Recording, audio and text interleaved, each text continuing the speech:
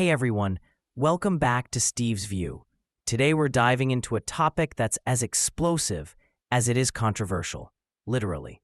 President Donald Trump just signed an executive order aimed at punishing anyone who burns the American flag. Now, on the surface, this sounds straightforward. You burn the flag, you face the consequences. But in the United States, nothing that touches on free speech, national symbols, and constitutional rights is ever simple. This new executive order doesn't just deal with protests happening right now. It reopens a debate that has raged in America for decades.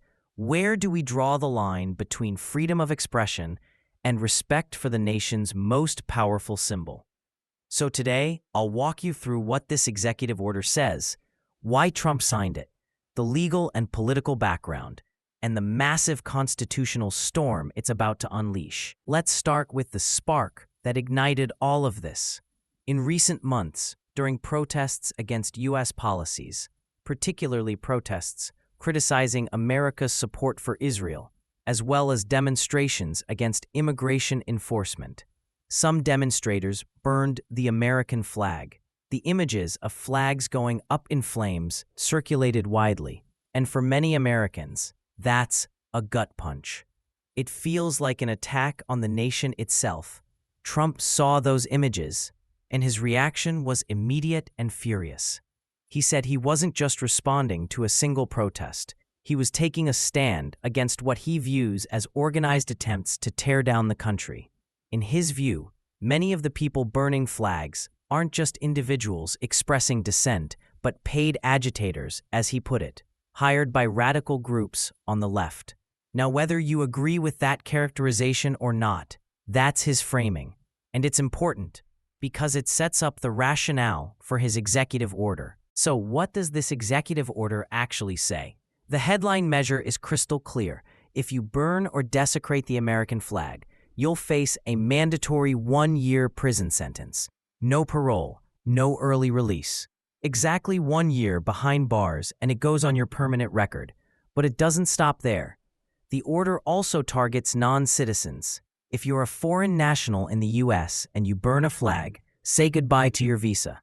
If you're applying to come to the U.S. in the future, forget about it. In short, this order isn't just directed at Americans. It casts a wide net over anyone within U.S. jurisdiction.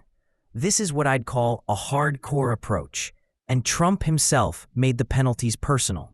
He didn't just leave it vague, he spelled out the punishment. 1 year in prison, period. Now, Trump has been very clear about why he thinks this is necessary. He doesn't buy the idea that burning the flag is just an expression of free speech. Instead, he argues that it's a deliberate attempt to provoke chaos. He said something along the lines of, "The Supreme Court may call this free speech, but in reality, it's something that can get people killed." Why? Because burning the flag can spark uncontrollable emotions.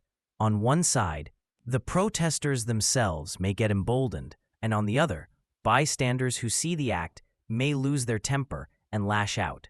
Either way, the act could ignite violence and disorder. So Trump frames this not as censorship, but as a public safety issue. He's essentially saying, this isn't about silencing unpopular opinions, it's about preventing riots. But here's the catch. This argument runs headfirst into one of the most famous free speech battles in American legal history. To understand why Trump's executive order is so controversial, we need to go back to the late 1980s. In 1984, a protester named Gregory Lee Johnson burned an American flag outside the Republican National Convention in Dallas, Texas. He was arrested under a Texas state law that banned flag desecration.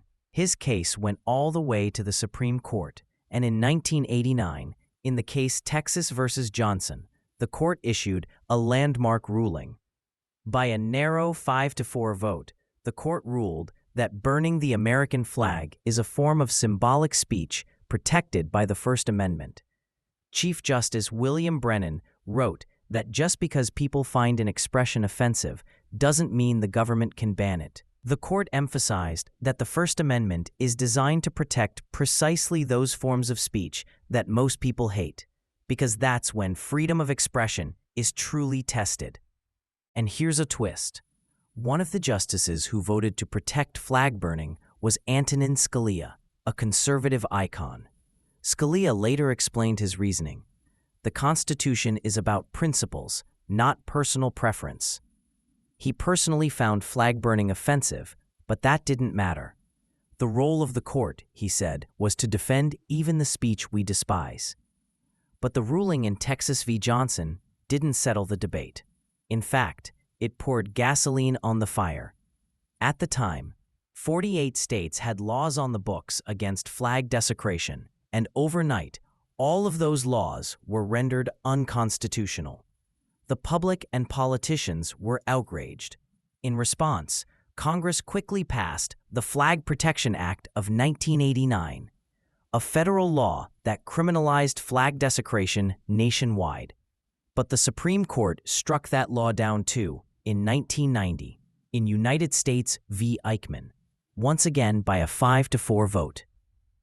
The court ruled that the law violated the First Amendment because it targeted expressive conduct. After those two rulings, the legal principle was cemented. Burning the American flag is protected free speech. That history is why Trump's executive order is such a bombshell. He's not just targeting protesters in 2025. He's directly challenging Supreme Court precedent that's been in place for more than 3 decades. 2 separate rulings, both narrowly decided but still binding, established flag burning as protected expression. So the obvious question is, how can Trump expect this executive order to survive in court? Surely it'll be struck down, just like the laws in 1989 and 1990, right? Here's where things get interesting. Trump and his advisors seem to know they can't just outlaw flag burning directly. That would be an immediate constitutional clash, and they'd almost certainly lose. So instead, they're trying a workaround. The executive order directs the Department of Justice to investigate incidents of flag burning and prosecute them, but only under certain conditions. Specifically, prosecutions are supposed to be based on evidence of criminal conduct that doesn't directly conflict with the First Amendment. That's a very carefully chosen phrase. It suggests the administration isn't going to argue that burning the flag itself is illegal. Instead, they'll argue that burning the flag, in certain contexts, amounts to something else, like inciting a riot, disturbing the peace, or endangering public safety. In other words, they're trying to shift the focus from speech to conduct. This is a classic legal strategy in First Amendment cases. Courts often have to distinguish between pure speech, which is protected, and conduct that may be regulated if it poses a real danger.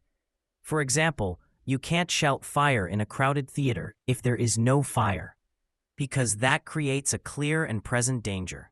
Trump's team is essentially saying burning the flag is like shouting fire. It's not just expressing an opinion, it's triggering chaos.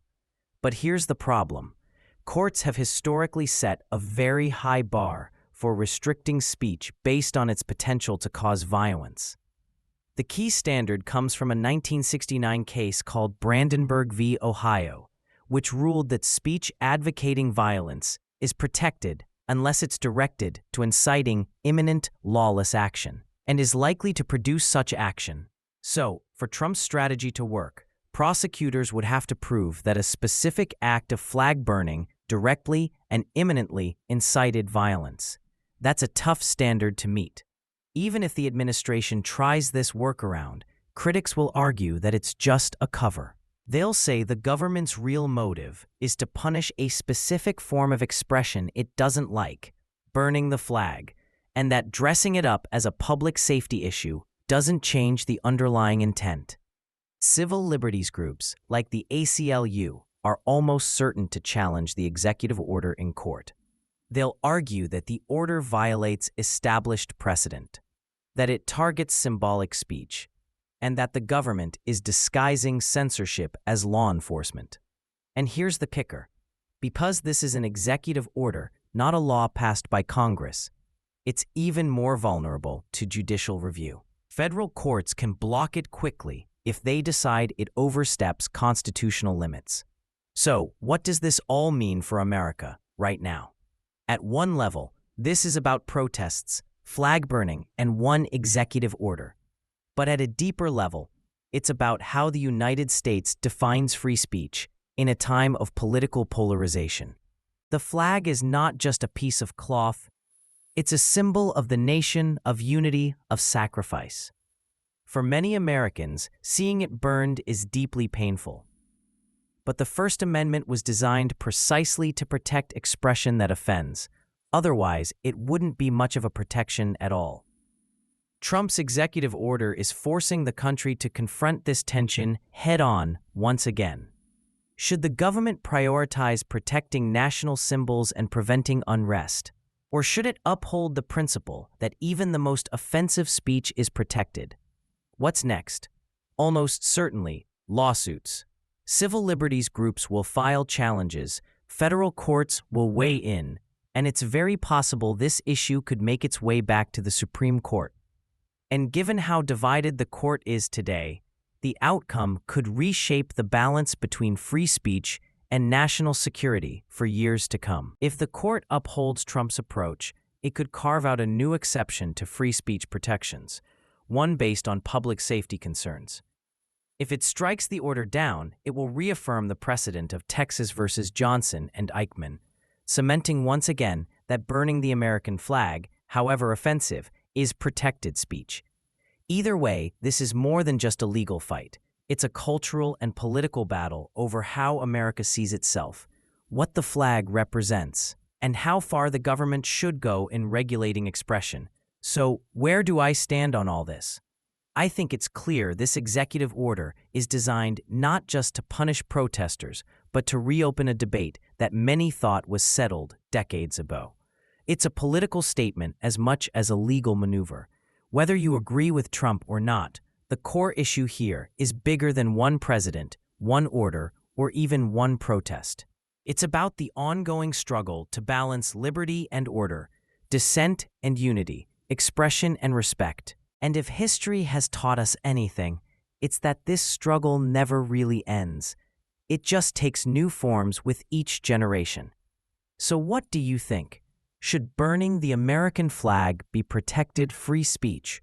Or should the government draw a hard line to protect national symbols and public safety?